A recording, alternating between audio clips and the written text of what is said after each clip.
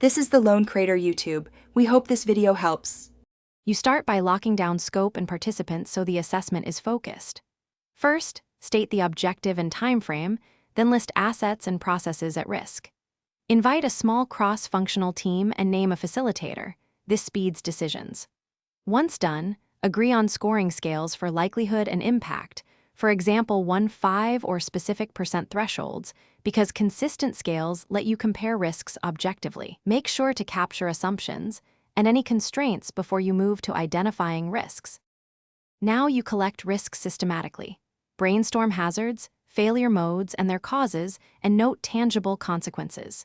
Use recent data or expert judgment to assign likelihood and impact scores, referring to the definitions you set earlier so ratings are consistent. Once each risk has scores, multiply likelihood by impact to get a priority value, then sort the list to highlight the highest priorities. After ranking, review top items with stakeholders to confirm no critical risk was underscored and adjust as needed.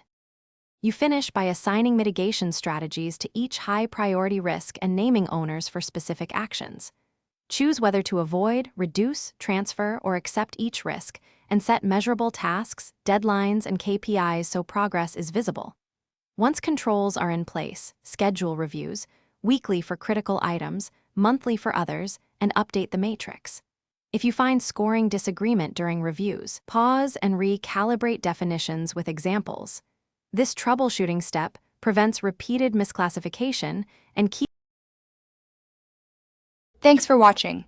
Consider subscribing if we helped you.